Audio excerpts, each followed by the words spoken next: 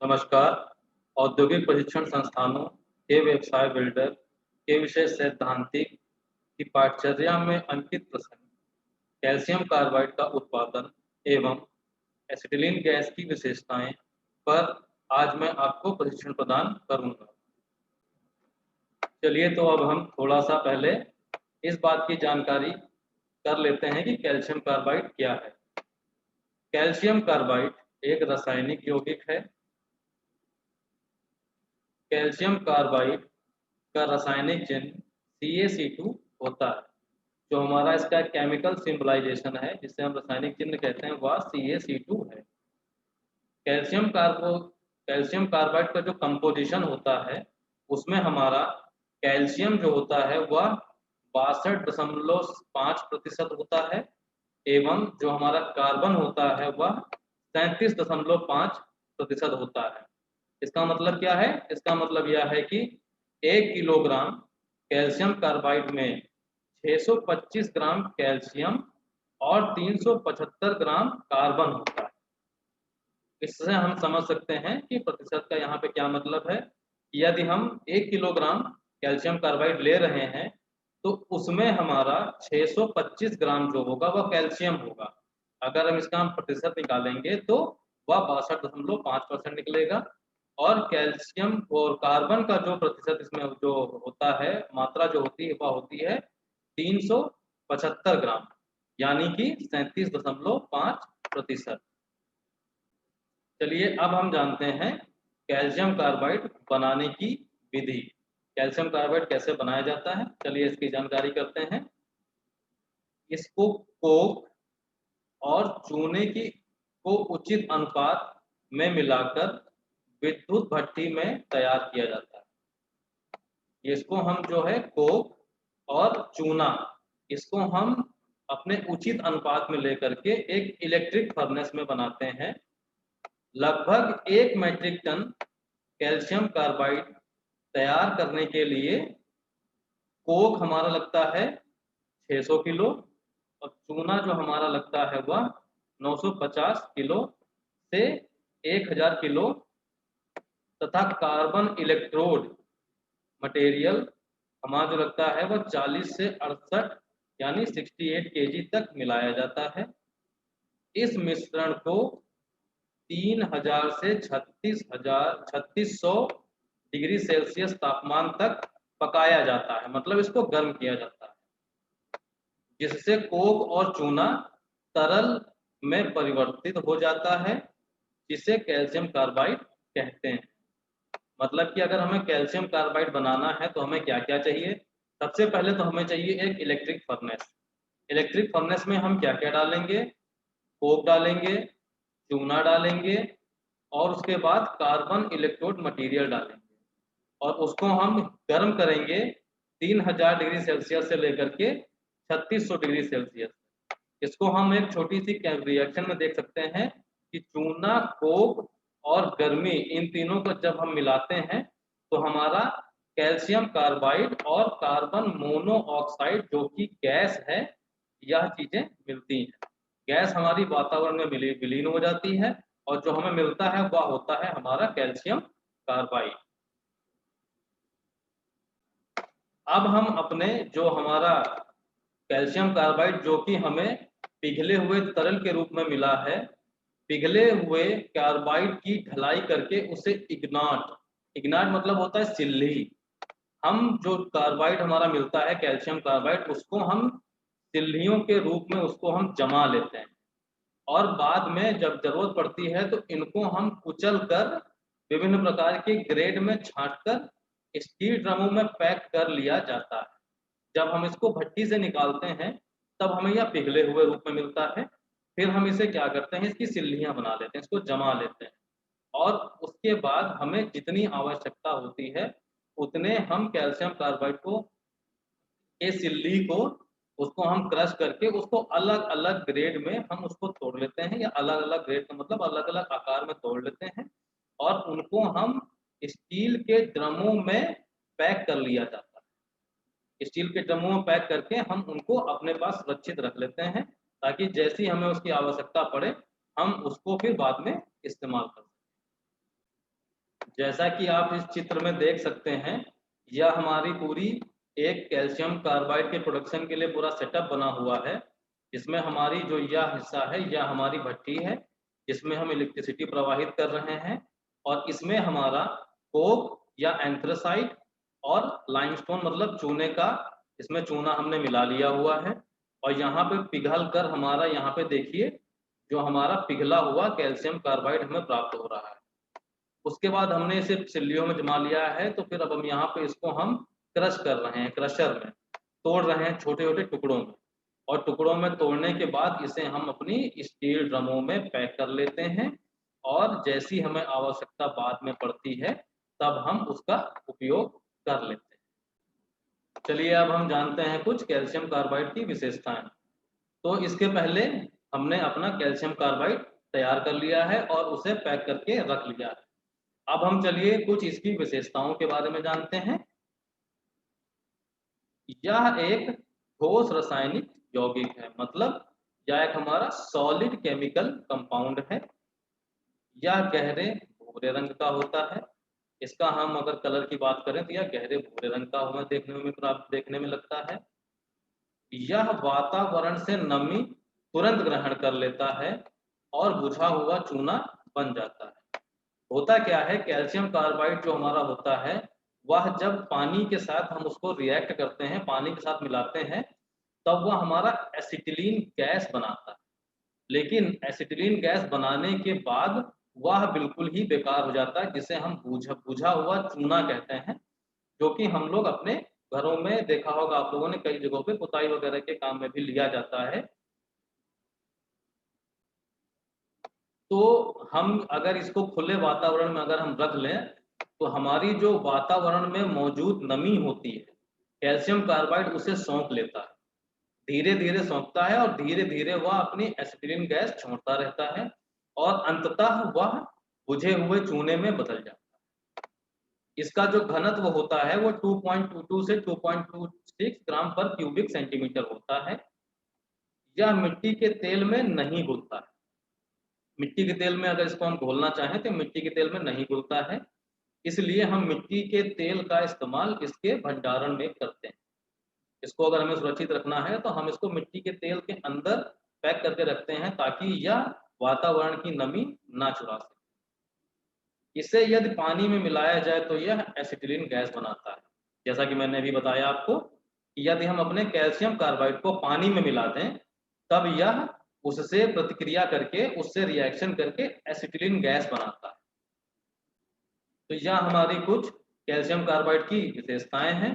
क्या क्या विशेषताएं हमने यहाँ पे बताई? ठोस होता है, भूरे रंग का होता है, वातावरण की नमी चुरा करके यह कैल्शियम वो बुझे हुए चूने में बदल जाता है। इसका हमने घनत्व जाना यहाँ पे। यह मिट्टी के तेल में नहीं घुलता है, और इसको यदि पानी में मिलाया जो तो यह एसिटिलीन गैस बना लेता है। ये इसकी हमने कुछ विशेषताएं जानी। कैल्शियम कार्बाइड का भंडारण, चलिए अब हम जानते हैं कि हम कैल्शियम कार्बाइड को स्टोर कैसे करते हैं, उसको हम कैसे भंडारण करते हैं उसका। कैल्शियम कार्बाइड का भंडारण निश्चित स्थान पर ही करना चाहिए। मतलब कि कैल्शियम कार्बाइड का भंडारण करने के लिए हमें पहले से एक सुनिश्चित जगह बना लेनी चाहिए। हम उसको यूं ही इधर उधर कहीं भी उसको हम स्टोर नहीं करते हैं, उसके लिए हम एक जगह बनाते हैं, वहीं पे वह चीज रखी जाती है। इसे एयर टाइट ड्रम में ही रखना चाहिए। इसे एयर टाइट ड्रम में ही रखना चाहिए, क्यों? क्योंकि हमारी जो हवा होती है, जो हमारी एटमॉस्फेरिक एयर होती है, उसमें मॉइस्चर भी उत्पन्न रहता है। यदि वह रिएक्ट करेगा तो वह हमारी एसिटिलीन गैस बनाएगा। इसलिए हमें इसको एयर टाइट ड्रम में ही रखना चाहिए। इसे जिस स्थान पर रखा गया हो वहां पर CO2 फायर एक्सटिंग्विशर या सूखी रेत रखी होनी चाहिए, ताकि अचानक आग लगने पर उसे बुझाया जा सके। मतलब कि अगर हम इसे जहां भी रख रहे हैं तो हमें वहां पे अपने अग्निशावक यंत्र, आग बुझाने के यंत्र, हमें उनको वहां पे रखना चाहिए। इसके लिए हम CO2 गैस एक्सटिंग्विशर और सूखी रेत का उपयोग करते हैं। इनका हम उपयोग तब करते हैं यदि अचानक आग लग जाए तो हम अपनी आग की रोकथाम कर सकें। कभी भी आग लगने पर उसे पानी से नहीं बुझाना चाहिए। क्योंकि पानी से यह आग अधिक फैलती है। यदि हमारी कैल्शियम कार्बाइड के आसपास कभी आग लग जाए तो हम उसे पानी से नहीं बुझाते हैं, क्योंकि हम जानते हैं कि पानी से जब वो प्रतिक्रिया करता है, रिएक्शन करता है, तब वह हमारी एसिटिलीन गैस बनाता है, और एसिटिलीन गैस जो हमारी है वह हमारी ज्वलनशील गैस, उससे अगर थोड़ी सी भी चिंगारी मिलेगी तो वह भड़क उठेगी। तो किसी भी प्रकार का विस्फोट या धमाका रोकने के लिए हमें कभी भी उसको बुझाने के लिए पानी का उपयोग नहीं करना है। हम क्या उपयोग करेंगे उसकी जगह पर? हम सूखी रेत का उपयोग करेंगे, या हम अपने CO2 गैस एक्सटिंग्विशर का उपयोग करेंगे। इन चीजों का ही उपयोग करके हम उसे आग को नियंत्रित करेंगे। पानी का इस्तेमाल हमें किसी भी हालतों में नहीं करना है। कैल्शियम कार्बाइड का पानी तथा नमी के साथ बहुत आकर्षण है, इसलिए ड्रम का ढक्कन खुलते ही हवा की नमी के कारण इसमें से एसिटिलीन गैस निकलना शुरू हो जाती है। इसलिए ऐसे स्थान के आसपास आग लगने के साधन या संपर्क इत्यादि नहीं होने देना चाहिए। मतलब कि जैसा कि हम जान रहे हैं यहाँ पे कैल्शियम जो कार्बाइड है वह हमारा एसिटिलीन गैस के उत्पादन का मुख्य स्रोत है। यदि हम उसको उस खुले ढक्कन या खुली हवा के संपर्क, खुला ढक्कन रखें या खुली हवा के संपर्क में आने दें तो हमारी एसिटिलीन गैस बनती रहेगी। और यदि हम भूल चूक बस उसके आसपास आग लगने का साधन उसको हम दे दें, तब तो फिर उसमें आग लग जाएगी और विस्फोट हो सकता है। इसलिए हमें जहाँ भी हम भंडारण करते हैं या स्टोर करते हैं कैल्शियम कार्बाइड को, उसके आसपास हम कहीं भी किसी भी प्रकार से आग लगने देने वाले संसाधनों को नहीं रखते हैं, उनसे बहुत दूर रखते हैं। उसकी जगह पे हम वहाँ पे आग को रोकने के संसाधन रखते हैं। ढक्कन खोलते समय जंबूर के सिरे को थोड़ी सी ग्रीस लगा लेनी चाहिए। जब हमारा ढक्कन खोलते हैं तो उसके सिरे पर हमें थोड़ी सी ग्रीस लगा लेनी चाहिए। उससे क्या होता है कि जब हम खोलते या बंद करते हैं, ग्रीस जो हमारी थोड़ी सी एयर पॉकेट्स बन जाती हैं उनको रोकती है, और ग्रीस जो हमारी है वह हमारी कैल्शियम कार्बाइड का उत्पाद, वो एयर को अंदर जाने नहीं देती है, वह एयर टाइट बनाती है। तो इससे हम अपने जो ढक्कन खोलने की विधि है उसमें हम हवा कम से कम जाए, इससे इसकी रोकथाम के लिए हम ग्रीस का उपयोग करते हैं। अगला पॉइंट देखते हैं। ड्रम से कार्बाइड निकालने के बाद ड्रम के ढक्कन को तुरंत बंद कर देना चाहिए। जैसे ही हम ड्रम से कार्बाइड निकाल लेते हैं हमें उसको तुरंत ही बंद कर देना चाहिए। इसमें कोई भी देरी नहीं करनी चाहिए, अन्यथा परिणाम हम यहाँ पे जान रहे हैं। एसिटिलीन गैस बनेगी और हमारा जो उसमें दो चीजें हो सकती हैं। अगर उसमें आग नहीं भी लगती है तो हमारा कैल्शियम कार्बाइड बेकार हो जाएगा, वह चूना बन जाएगा बुझा हुआ। यदि उसके आसपास किसी भी प्रकार से आग लगने के साधन हुए तो वहां पे आग लग सकती है। इसलिए हमें उसका ढक्कन ज्यादा देर खुला नहीं रखना चाहिए। उसके बाद आगे हम जानते हैं कि बाहर बिना उपयोग के बचे हुए कार्बाइड को सुरक्षित रखने के लिए मिट्टी के तेल का प्रयोग करना चाहिए। यदि हम मिट्टी के तेल में अपने कार्बाइड को रखें तो हम उसको जो हमारी एटमॉस्फेरिक एयर होती है, जो वातावरण की हवा होती है, जो वातावरण में मौजूद नमी होती है, उससे हम सुरक्षित रख सकते हैं। इसलिए हम उसको बचा हुआ जितना हम इस्तेमाल नहीं कर रहे हैं उसको हम मिट्टी के तेल में रखते हैं। जो व्यक्ति कैल्शियम कार्बाइड को निकाल रहा है उसके हाथों में रबर ग्लव्स या दस्ताने पहनने चाहिए। जो भी हम काम करते हैं यहाँ पे हमें ग्लव्स का इस्तेमाल हमेशा ही करना चाहिए, और कैल्शियम कार्बाइड को निकालते समय तो अत्यधिक सावधानियों का ध्यान रखना चाहिए, इसलिए हमें दस्तानों का उपयोग निरंतर करना चाहिए। खाली ड्रम को किसी और उपयोग में लाने से पहले उसे पानी से अच्छी तरह धो लेना चाहिए। अब यहाँ पे हम पानी का उपयोग क्यों कर रहे हैं? यदि हम अपना खाली ड्रम किसी दूसरे उपयोग में लाना चाह रहे हैं तब हम क्या करेंगे, उसको अच्छे से पानी, क्योंकि उसमें से पूरी की पूरी हम कैल्शियम कार्बाइड निकाल चुके हैं, उसको हम पानी से धो इसलिए लेंगे कि जो छोटे छोटे कण यदि ड्रम की सतह पर चिपके हुए रह गए हैं तो वह पानी से प्रतिक्रिया करके एसिटिलीन गैस बना देंगे, वह वातावरण में विलीन हो जाएगी और उसको उस ड्रम का जो भी उसमें बचा हुआ चूना हो, वो जो चूना बचेगा उसमें, उसको हम साफ कर सकते हैं। तो इसलिए हम जो खाली ड्रम होगा उसका यदि कहीं और उपयोग करना चाहते हैं उसको हम पानी से धुलेंगे, और किसी भी स्थान पे हम पानी का उपयोग नहीं करेंगे सिवाय यहाँ इसको साफ करने। तो यह हमारे कुछ कैल्शियम कार्बाइड को स्टोर करने के लिए कुछ यहाँ पे हमने जाना कि कैल्शियम कार्बाइड को हम किस प्रकार स्टोर कर सकते हैं और उसको किस प्रकार विस्फोट या किसी भी प्रकार हानि होने से रोक सकते हैं। चलिए अब हम जानते हैं कैल्शियम कार्बाइड से बनने वाली एसिटिलीन गैस की विशेषताएं। इस गैस का कोई रंग नहीं होता है। जो गैस हमारी बनती है एसिटिलीन गैस, उसका कोई रंग नहीं होता है। शुद्ध एसिटिलीन में हल्की गंध आती है, लेकिन दूसरी गैसों के साथ मिलकर वह लहसुन जैसी गंध आती है। शुद्ध एसिटिलीन जो हमारी होती है उसमें बहुत हल्की सी गंध आती है, लेकिन यदि हम उसको किसी दूसरी गैसों के साथ मिलाते हैं तो उसमें हल्की सी लहसुन जैसी गंध आती है। यह वायु से हल्की होती है। हमारी एसिटिलीन गैस जो हम इस्तेमाल करते हैं वह वायु से हल्की होती है, इसलिए यह ऊपर की ओर उठती है। यह एक ज्वलनशील गैस है, ऑक्सीजन के साथ मिलकर फ्लेम बनाती है जिसका तापमान 3200 तक होता है। यह हमारी एक ज्वलनशील गैस है, जैसा कि मैंने अभी आपको इस बारे में जानकारी दी थी। और यदि यह ऑक्सीजन के साथ मिलकर इसकी हम फ्लेम बनाएं तो यह 3200 एक हमारा एवरेज टेम्परेचर है तक का तापमान इससे वो बनता है, जिसकी सहायता से हम अपने मेटल पीसेस को काट सकते हैं या उनकी वेल्डिंग कर सकते हैं। यह तापमान बहुत अधिक है जो कि धातुओं को बहुत आसानी से पिघला देता है।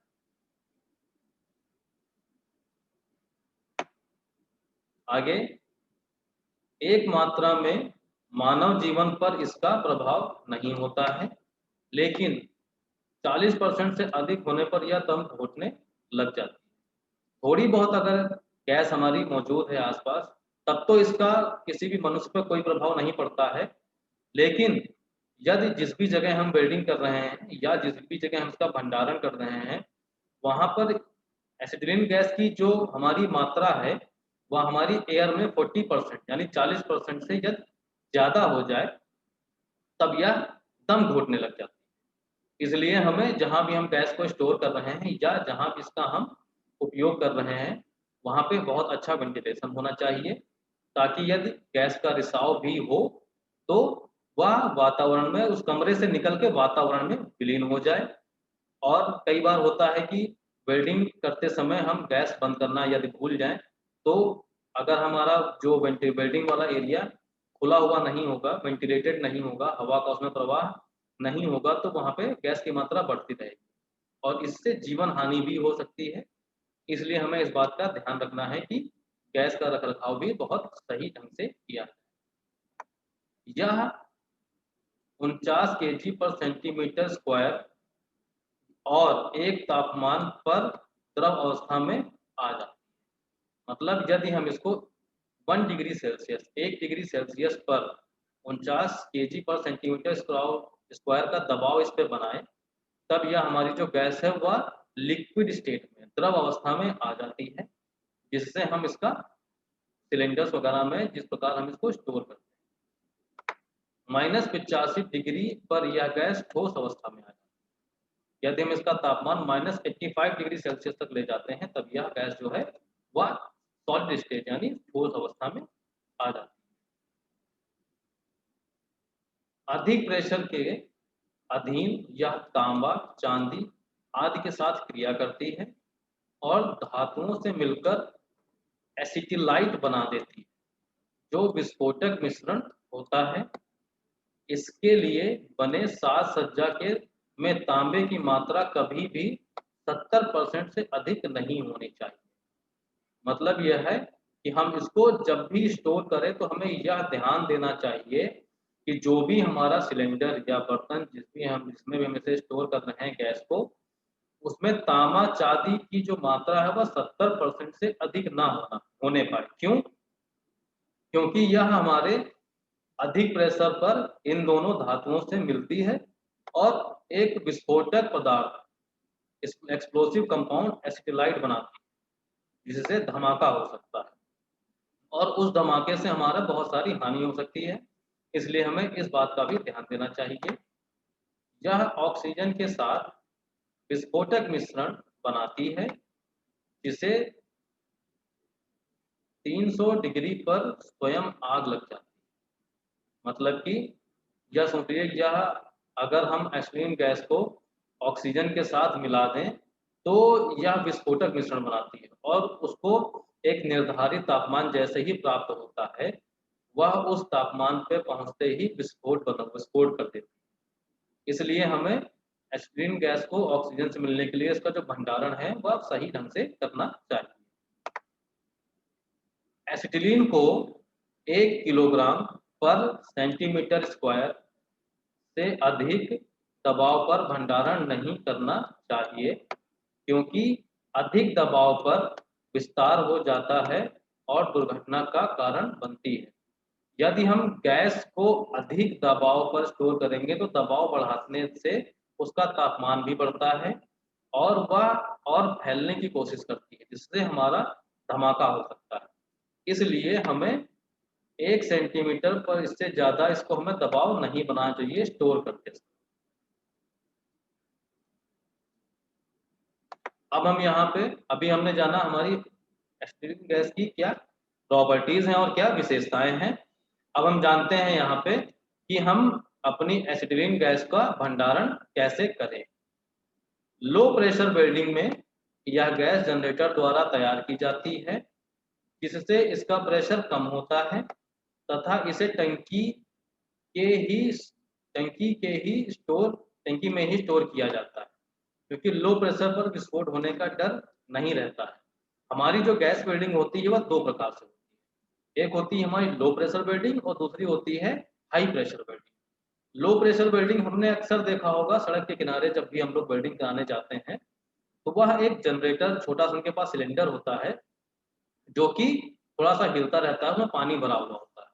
उसमें वह क्या करते हैं, पानी में एसिटिलीन डालते हैं या एसिटिलीन पर पानी गिरता है, जिससे थोड़ी थोड़ी एसिटिलीन बनती रहती है और उससे वो वेल्डिंग करते हैं।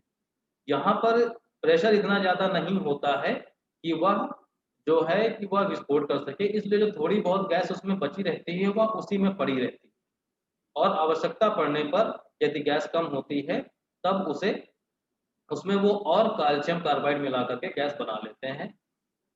हाई प्रेशर जो हमारी वेल्डिंग होती है, हाई प्रेशर वेल्डिंग में हम तुरंत ही गैस नहीं बनाते हैं, हम गैस बनी हुई स्टोर करते हैं हाई प्रेशर सिलेंडर में और तब हम उसको वेल्डिंग के लिए इस्तेमाल करते हैं। हाई प्रेशर वेल्डिंग में हम सिलेंडर में उसको स्टोर करते हैं ताकि हमें जो प्रेशर मिले वह अच्छा मिले। तो यह दो प्रकार हैं जिनसे हम गैस को स्टोर करके वेल्डिंग करते हैं। तो यहाँ पे भंडारण में लो प्रेशर में हमें अलग से किसी प्रकार के सेटअप की जरूरत नहीं होती। दूसरा यहाँ पे आप देख रहे हैं पॉइंट जो है हाई प्रेशर वेल्डिंग में, इसे बड़े प्लांटों में तैयार मतलब बड़े प्लांटों में तैयार किया जाता है और इसे सिलेंडर में भरा जाता है। अब हम देख रहे हैं यहाँ पे, जैसा मैंने बताया कि हाई प्रेशर वेल्डिंग में हम इसे बड़े प्लांटों में तैयार करते हैं और सिलेंडरों में भरकर हम इनका डिस्ट्रीब्यूट करते हैं, बांटते हैं जहां भी इनकी जरूरत होती है। यह 15 केजी पर सेंटीमीटर के प्रेशर पर भरी जाती है तथा सिलेंडर 20 डिग्री सेल्सियस पर चार्ज होता है। चार्ज होता है का मतलब कि उसमें हम इलेक्ट्रिसिटी प्रवाहित करते हैं जिससे 20 डिग्री से वो तापमान हमारा बना रहे। ये हमारे मानक हैं, बहुत उन पे हमारे जो बड़े बड़े प्लांट होते हैं बहुत अच्छा सेटअप बना हुआ होता है, जहाँ पे जो हम कैल्शियम कार्बाइड उत्पन्न करते हैं उसे हम इतने प्रेशर पर सिलेंडर्स में भर लेते हैं। इससे अधिक प्रेशर यदि हम करें तो यह एक विस्फोटक गैस बन जाती है। ज़्यादा प्रेशर करेंगे, जाहिर सी बात है हमारी ये ज्वलनशील गैस है, विस्फोटक गैस है, ज़्यादा प्रेशर पर तापमान बढ़ेगा तो हम इसमें आग लग सकती है, इसलिए हम इसको इससे ज़्यादा अधिक प्रेशर पर स्टोर करने की कोशिश नहीं करते। सिलेंडर में भरने से पहले इसे पोरस पदार्थ जैसे कोयला, लकड़ी का बुरादा तथा एस्बेस्टस आदि भर लिया जाता है। हम अपने सिलेंडर में ज़्यादा से ज़्यादा गैस भरने के लिए हम करते क्या है कि अपने सिलेंडर में हम पहले पोरस पदार्थ भरते हैं ताकि वो गैस को स्टोर करके अपने अंदर समावेशित कर सके। क्या यूज करते हैं हम? एस्बेस्टस इस्तेमाल करते हैं, लकड़ी का बुरादा भी इस्तेमाल किया जाता है या कोयला इस्तेमाल किया जाता है। इसके बाद तरल एसिटिलीन को पूरी तरह अवशोषित किया जाता है, क्योंकि एसिटिलीन की एक बूंद अपने वृत्त में 25 गुना एसिटिलीन प्रेशर पर घोलने की शक्ति रखती है।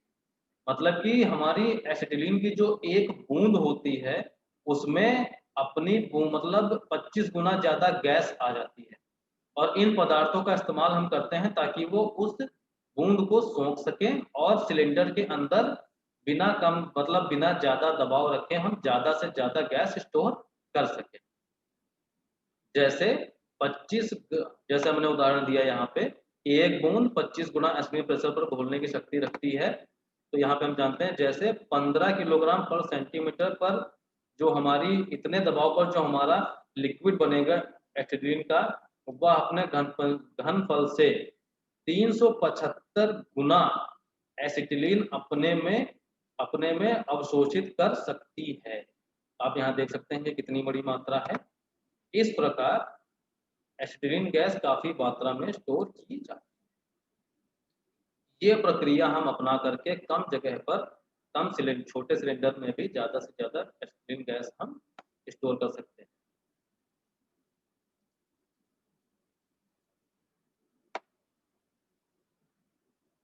एसिटिलीन गैस का सिलेंडर जो होता है वह मारून रंग का होता है। इसे हम गैस के सिलेंडर के रंग से हम यह जान सकते हैं कि यह सिलेंडर हमारा मैरून रंग का है, तो इसमें एसिटिलीन गैस भरी हुई है। इसका व्यास ऑक्सीजन सिलेंडर से अधिक होता है लेकिन ऊंचाई में कम होता है। जो हमारा एसिटिलीन सिलेंडर होता है वह उसका जो हमारा व्यास होता है, डायमीटर होता है, वह ऑक्सीजन सिलेंडर से तो ज्यादा होता है लेकिन वह लंबाई में कम रखा जाता है। इसके सिलेंडर पर पिघलने वाली दो सेफ्टी प्लग फिट किए जाते हैं।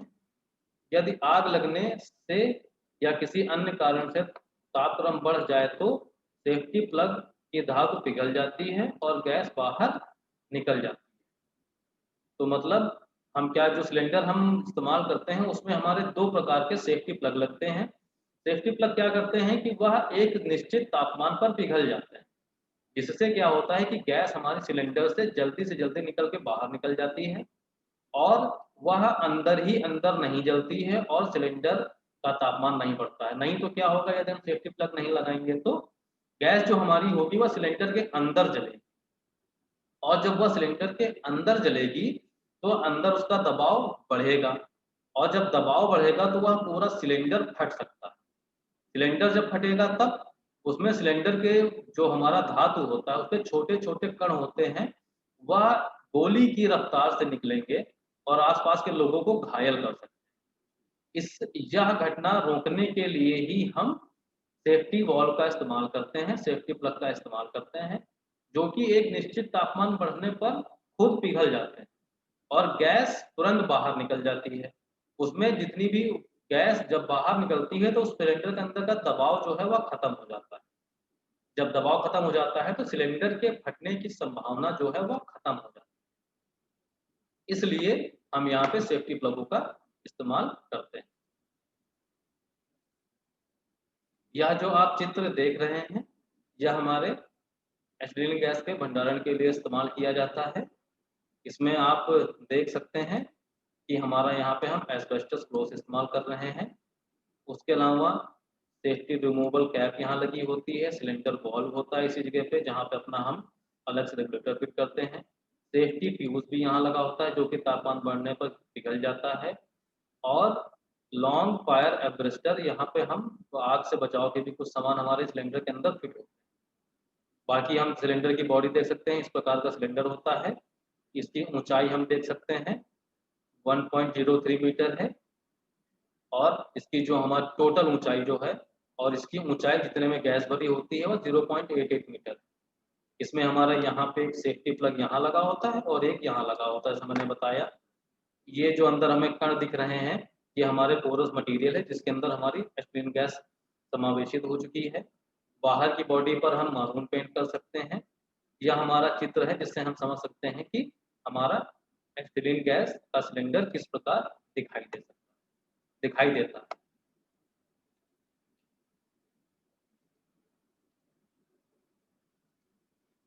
प्रशिक्षण का सारांश, आज मैंने जो आपको प्रशिक्षण दिया उसका हम यहाँ पे अब सारांश उसको हम खत्म करते हैं। हमने आज क्या क्या जाना, कैल्शियम कार्बाइड बनाने की विधि, कैल्शियम कार्बाइड बनाने की विधि हमने जानी। उसमें क्या था, उसमें हमने अपने कोक और लाइम को एक निश्चित मात्रा में लेकर के उसे इलेक्ट्रिक फर्नेस में पिघला लिया और पिघला करके हमने उसकी सिल्लियां बना, और सिल्लियां बनाने के बाद उसे हमने क्रश किया, मतलब उसको हमने तोड़ दिया, टुकड़े कर लिए और उसे हमने ड्रमों में भर लिया। यह हमारी थी कैल्शियम कार्बाइड बनाने की विधि। कैल्शियम कार्बाइड का भंडारण, इसमें जो हमने जाना वह यह था कि हम इसको कैसे स्टोर करें। यह बहुत ही महत्वपूर्ण जानकारी है क्योंकि यह हमारी गैस वेल्डिंग में उपयोग होने वाली गैस बनती है हमारी कैल्शियम कार्बाइड से, और गैस यदि गलत जगह रखी जाए तो उसमें विस्फोट हो सकता है। इसके भंडारण बहुत ही आवश्यक है। मैंने आपको बताया कि भंडारण करते समय आसपास किसी भी प्रकार की गैस, मतलब आग के लगने के साधन नहीं होने चाहिए। गैस आग बुझाने के साधन हमारे आसपास मौजूद होने चाहिए और हमें उसके ढक्कन को ढीला नहीं छोड़ना चाहिए। आदि मैंने आपको जानकारियां दी, जो कि आप इस प्रशिक्षण की वीडियो को बैक करके फिर से देख सकते हैं। एसिटिलीन गैस की विशेषताएं, हमने यहाँ पे जाना एसिटिलीन गैस क्या होती है, क्या जाना हमने, इसमें कोई रंग नहीं होता है, इसमें लहसुन जैसी गंध आती है जब ये किसी गैस के साथ मिलती है, ऑक्सीजन के साथ मिलकर यह फ्लेम बनाती है, इसका तापमान 3200 से 3300 डिग्री तक पहुंच जाता है। या तो यह जो हमारी फ्लेम बनती है इससे हम गैस वेल्डिंग या गैस कटिंग कर सकते हैं। और इसके बाद हमने जाना एसिटिलीन गैस का भंडारण, कि हमने अपनी गैस को कैसे स्टोर करना चाहिए।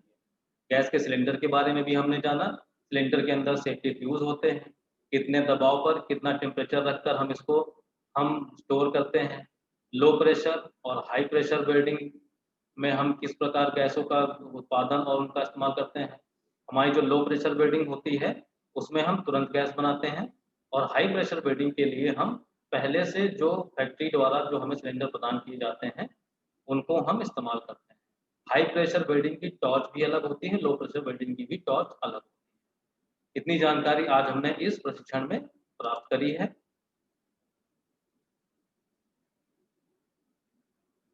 ये जो मैंने आज आपको जितना भी प्रशिक्षण प्रदान किया है, यह हमारी एडवांस वेल्डिंग टेक्नोलॉजी की किताब, जो कि प्रीतम ठाकुर द्वारा लिखी गई है, उससे मैंने आपको दिया है। यदि आप अधिक जानकारी प्राप्त करना चाहें तो आप इस किताब को पढ़ सकते हैं या गूगल का भी इस्तेमाल कर सकते हैं आप अधिक जानकारी प्राप्त करने के लिए।